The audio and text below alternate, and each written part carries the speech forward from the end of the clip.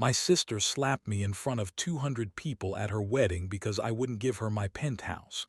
Turns out, a judge was watching.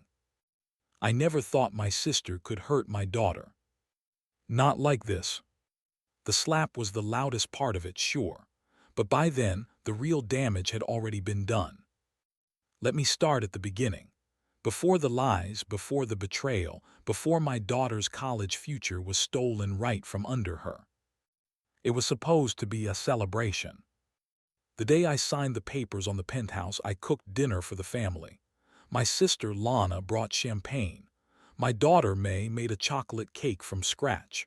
We were laughing, crowding around the tiny dining table, everyone in socks, music low in the background. It was just us. No tension, no jealousy, not yet. I remember Lana saying, "I always knew you'd make it."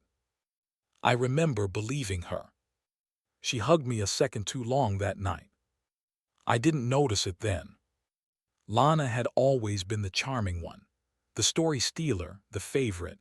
She moved through life like the world was hers to borrow. I had learned to love her at arm's length. But May loved her like a second mother.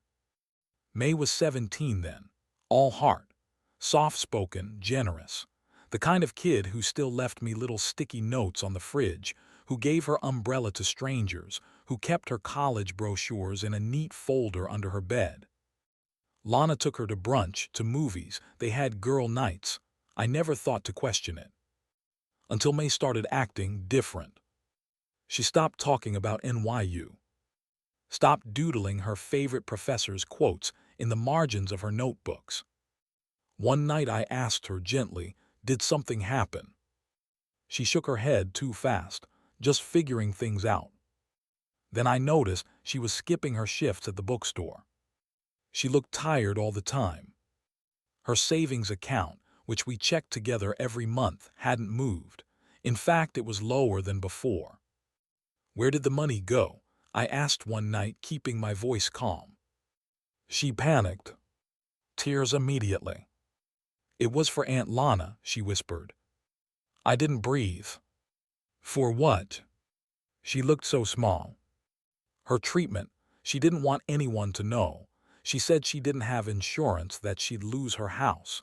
She begged me not to tell you." I sat down, very slowly, as if the floor might give out. "She has a house, May. She has a husband with full coverage." May looked up, confused, crushed. She showed me the bills. She cried. I gave her everything. Everything. Her savings. Her college fund. It was gone. That night I didn't scream. I didn't throw things. I just sat on the edge of May's bed and held her while she cried herself to sleep. Then I got up and started digging. It didn't take long. The bills were fake. The clinic didn't exist. Her crisis was nothing more than an excuse for a down payment on a wedding venue. I found the deposit slip. I found the florist invoice. I found my daughter's future in a file labeled Lana and Qley wedding budget. I printed everything, put it in a folder, and brought it with me to the wedding. I wasn't going to cause a scene. I wasn't going to ruin her day. I just wanted to return it. The folder. The weight. Lana saw me during the reception, all smiles. "You came. We need to talk," I said. Her smile froze. "Not now," she said through clenched teeth. "Now." I handed her the folder. She flipped it open, right there, next to the champagne tower. Her face turned. Not pale. Hard.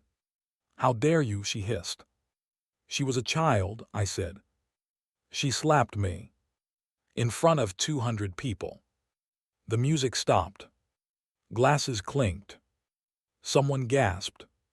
Someone else whispered. May ran to me. Put her arms around me like she had when she was 5 and scared of thunder. Lana stood there breathless, hands still shaking. Then I heard a voice behind me.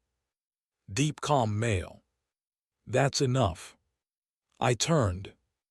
It was Uncle Darren, retired judge, family elder, usually quiet, rarely seen. He held the folder in his hands.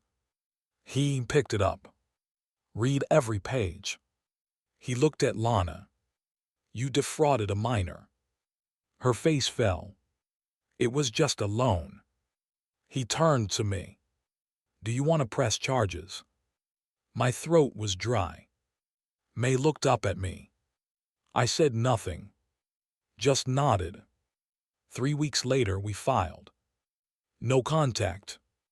Restraining order. Legal action. Lana tried to call, to text, to say it was all a misunderstanding.